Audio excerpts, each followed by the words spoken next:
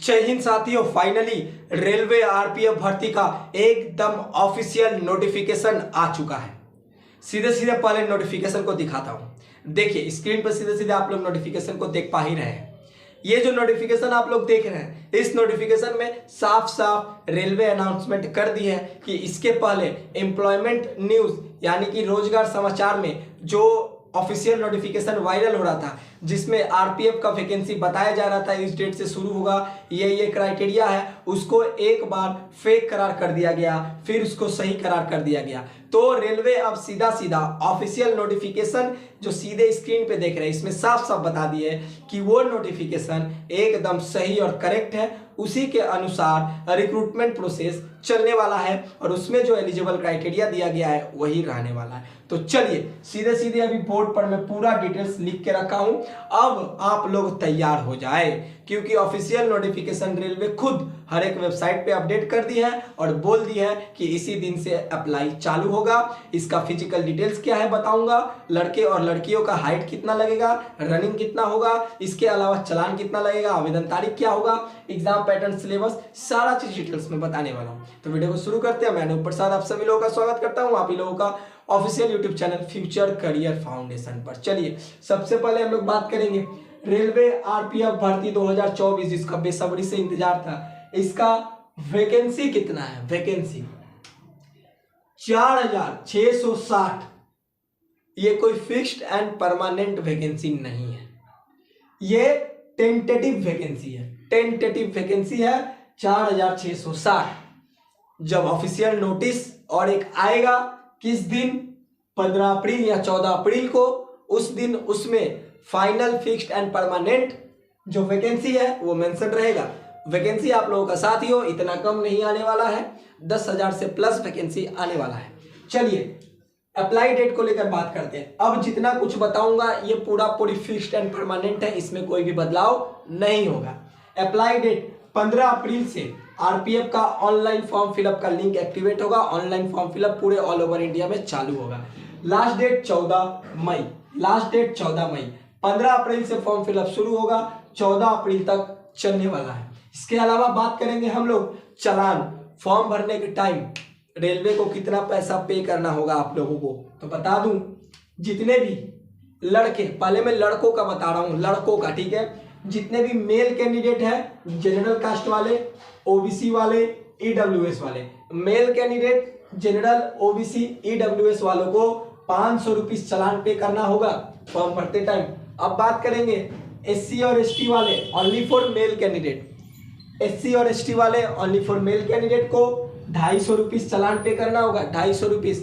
अब बात करेंगे फिजिकल हैंडीकैप को 250 रुपीज ही चालान पे करना होगा। बात करेंगे अब ऑल फीमेल कैंडिडेट, जितने भी महिला, जितने भी लड़कियां फॉर्म भरेंगी, वो चाहे जनरल हो, ओबीसी हो, ईडब्ल्यूएस हो, एससी एसटी हो या फिजिकल हो, उनका 250 रुपीज ही चालान लगने वाला है। 250 रुपीज ही चालान लगने वाला है। अब रेलवे का इस चालान में सबसे मस्त फंडा मुझे यही लगता है कि अभी तक इंडिया के जितने भी जॉब है, वो स्टेट के हो, सेंट्रल के हो, जब वो लोग चालान लेती है, चाहे 50 हो, 100 हो, 1000 हो, 2000 हो, 500 हो, वो रिफंड नहीं करती है स्टूडेंट लोगों को।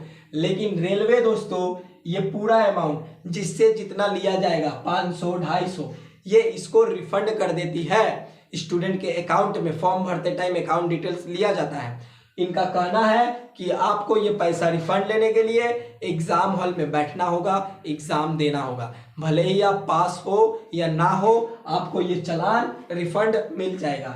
चलिए आगे हम लोग बात करेंगे एज लिमिट को, जो कि सबसे बड़ा मुद्दा यहाँ पर है। एज लिमिट जो कि सबसे बड़ा मुद्दा यहाँ पर है दोस्तों। एज लिमिट, 2 पोस्ट है आरपीएफ का, कांस्टेबल और सब इंस्पेक्टर। कांस्टेबल का हम लोग बात करेंगे पहले एज का। जनरल कास्ट वाले जो है उनको 18 से 28 एज रहना होगा और एज ऑन जो है काउंट होगा 1 जुलाई 2024। 1 जुलाई 2024 तक एज काउंट होगा। आरपीएफ कांस्टेबल के लिए जनरल कास्ट वाले को 18 से 28 साल होना होगा। अगर आप लोग एससी और एसटी है तो 5 साल छूट मिलेगा, यानी कि आप लोगों का 32 साल तक कांस्टेबल के लिए फॉर्म भर सकते हैं। अच्छा, ओबीसी अगर है तो आप लोग का 3 साल छूट मिलेगा, यानी कि 31 साल तक आप लोग फॉर्म भर सकते हैं। चलिए आगे बढ़ेंगे। अब सब इंस्पेक्टर के लिए जनरल कास्ट वालों का एज 20 से 28 साल होना होगा। जनरल कास्ट वालों का एज 20 से 28 साल होना होगा। अगर आप लोग SC ST है 5 साल छूट मिलेगा, 32 साल तक भर पाएंगे। अगर आप लोग OBC है 3 साल छूट मिलेगा, 31 साल तक भर पाएंगे। ये हुआ जेन्युइनली तरीका। अब सबसे बड़ा बात, जब रेलवे ALP का वैकेंसी आया तो वैकेंसी बढ़ाने को लेकर, एज में छूट देने को लेकर बहुत आंदोलन किए गए, बहुत प्रोटेस्ट हुए। अंत में जाकर रेलवे रिक्रूटमेंट बोर्ड और सेंट्रल गवर्नमेंट घुटना टेकी, वैकेंसी को भी बढ़ाई और आप लोगों का एज में भी छूट मिला 3 साल। तो इसमें क्या मिलेगा या नहीं मिलेगा? जी हाँ दोस्तों, 90% आशा है कि जब उसमें मिला है तो इसमें भी देना ही होगा। अगर ऐसा कुछ अपडेट आएगा संग संग अपडेट आप लोगों तक पहुंचा दूंगा। चलिए आगे बढ़ते हैं। अब हम लोग आगे बढ़ते हुए सीधा सीधा बात करेंगे एजुकेशनल क्वालिफिकेशन का डिमांड। आप लोग को बता दूं, RPF कांस्टेबल का फॉर्म भरने के लिए नॉर्मली 10+12 पास है, 10 पास है, 12 पास है, आवेदन कर सकते हैं। एक्स्ट्रा क्वालिफिकेशन कुछ नहीं लगेगा, ना ही परसेंटेज का डिमांड किया गया है। नॉर्मली 10 पास और 12 पास है तो कर सकते हैं कांस्टेबल के लिए अप्लाई। इसके अलावा सब इंस्पेक्टर के लिए अगर आप लोग आवेदन करते हैं तो नॉर्मली ग्रेजुएशन पास आउट लगेगा, चाहे BA हो, BCom हो, BSc हो, कोई भी स्ट्रीम से ग्रेजुएशन पास आउट है तो आवेदन कर सकते हैं। आगे हम लोग बढ़ेंगे। पोस्ट, ये जो 4660 टेंटेटिव पोस्ट बताया हूँ, कांस्टेबल में कितना है, SI में कितना है, चलिए देखते हैं। बता दूं, कांस्टेबल में 4208 है, SI में 452 है। समझ में आ गया? चलिए आगे बढ़ेंगे, बात करेंगे सिलेक्शन प्रोसीड्योर का। सो दोस्तों, सिलेक्शन प्रोसीड्योर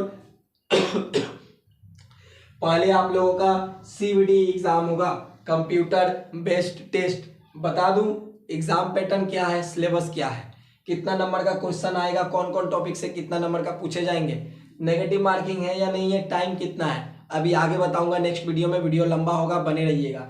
चलिए बात करेंगे अब यहाँ पर। पहला CVT एग्जाम होगा, इसको क्लियर करना होगा। इसको क्लियर करने के बाद आप लोगों का फिजिकल इफिशियंसी टेस्ट होगा, फिजिकल टेस्ट। फिजिकल का भी डिटेल्स बताऊंगा, हाइट कितना लगेगा, वेट कितना लगेगा, रनिंग कितना होगा, मेल फीमेल दोनों का। आगे बढ़ेंगे। फिजिकल क्लियर करने के बाद मेडिकल कराया जाएगा, मेडिकल क्लियर होगा, उसके बाद डॉक्यूमेंट वेरिफिकेशन होगा। डॉक्यूमेंट वेरिफिकेशन के बाद सीधे ज्वाइनिंग होगा, मिठाई बांटिए, जॉब करिए, जिंदगी संवारिए। चलिए आगे बढ़ेंगे। इसका एग्जाम डेट अभी सून है, नोटिफाइड सून। एग्जाम डेट का कोई भी अपडेट आएगा, अपडेट आप लोगों तक पहुंचा दूंगा। एडमिट कार्ड भी अभी अपडेट सून है। आगे बढ़ेंगे। करेक्शन डेट का फंडा क्या है? देखिए, फॉर्म भरने के बाद बहुत सारे स्टूडेंट का मिस्टेक भरा जाता है तो उनका एडमिट कार्ड इशू नहीं होता है, लेकिन रेलवे यहाँ पर एक मौका और आप लोगों को देगी। जैसे ही फॉर्म फिलअप खत्म होगा 3 से 4 दिन एक्स्ट्रा टाइम देती है आप लोगों को करेक्शन करने का। लेकिन दोस्तों, करेक्शन फ्री ऑफ कॉस्ट नहीं होगा। वो कोई भी कास्ट के बंदे हो, SC ST, general, OBC, EWS, physical handicap, अगर करेक्शन करिएगा तो 250 रुपीज़ चालान आप लोगों को देना होगा। 250 रुपीज़ चालान, समझ में आ गया? तो चलिए अब हम लोग नेक्स्ट बढ़ते हैं फिजिकल डिटेल्स के तरफ। फिजिकल डिटेल्स का क्या डिमांड बोला गया है लड़के और लड़कियों का, तो चलिए बात कर लेते हैं अब फिजिकल डिटेल्स का। तो सबसे पहले हम लोग बात करेंगे हाइट को लेकर। तो बता दो आप लोगों को 165 सेंटीमीटर हाइट का डिमांड है जनरल और OBC मेल कैंडिडेट का। मैं पहले बात कर रहा हूं लड़कों के हाइट का। जितने भी जनरल और OBC मेल कैंडिडेट है उनका हाइट 165 सेंटीमीटर लगेगा। जितने भी SC ST मेल कैंडिडेट है उनका 160 सेंटीमीटर लगेगा। जितने भी SC ST मेल कैंडिडेट है उनका 160 सेंटीमीटर हाइट लगेगा। चलिए बात करेंगे अब यहाँ पर फीमेल वालों का। फीमेल में जनरल और OBC वालों का 157 सेंटीमीटर, फीमेल में जितने भी SC ST वाली है उनका 152 सेंटीमीटर। आगे बढ़ेंगे। कुछ स्पेशल कैटेगरी देखिए, Garhwalis, Gorkhas, Marathas, Dogras, Kumaonis and other category, ठीक है, गवर्नमेंट रिलेटेड, उनका मेल कैंडिडेट हाइट 163, फीमेल 155। अगर आप लोग इन सारे जगह से, इन सारे जाति से अगर बिलोंग करते हैं, Garhwalis, Gorkhas, Marathas, Dogras, Kumaonis and other categories, ठीक है, तो अगर मेल है तो 163, फीमेल है तो 155। चलिए अब आगे बढ़ेंगे। चेस्ट पे हम लोग ध्यान देंगे। चेस्ट का demand only for male candidate का किया जाता है। हम लोग बात करेंगे जनरल और ओबीसी वालों का चेस्ट का डिमांड नॉर्मल 80, फुलाकर 85। SC ST अगर आप लोग हैं नॉर्मल 76.2 और फुलाकर 81.2। बात करेंगे आप लोगों का Garhwalis, Gorkhas, Marathas, Dogras, Kumaonis and other category से अगर आप लोग हैं तो नॉर्मल 80, फुलाकर 85 चेस्ट। ठीक है, क्लियर। चलिए बात करेंगे अब हम लोग रनिंग को लेकर। सबसे पहले 1600 मीटर रेस निकालना होगा लड़कों को 5 मिनट 45 सेकंड में। लड़कों को 1600 मीटर रेस निकालना होगा 5 मिनट 45 सेकंड में। लड़कियों को 1600 नहीं है। लड़कियों का रेस कितना है 800 मीटर 4 मिनट 40 सेकंड। लड़कियों का रेस है 800 मीटर 4 मिनट 40 सेकंड। बात करेंगे हाई जंप का। हाई जंप लड़कों को 4 फीट करना है, लड़कियों को 3 फीट करना है। लॉन्ग जंप लड़कों को 14 फीट करना है, लड़कियों को 9 फीट करना है। शर्तें देखिए, जो लड़कों का 1600 मीटर रनिंग है 5 मिनट 45 सेकंड में, वो एक दान में ही, एक चांस में ही निकालना है। अगर फेल होते हैं तो डिस्क्वालीफाइड। लड़कियों का 800 मीटर रेस 4 मिनट 40 सेकंड में एक चांस में ही निकालना है। अगर फेल होते हैं, दम तोड़ते हैं तो फेल। आगे बढ़ेंगे। लड़कों का हाई जंप 4 फीट और लड़कों का हाई जंप 4 फीट, लड़कियों का 3 फीट, 2 चांस में निकालना है, 2 चांस में।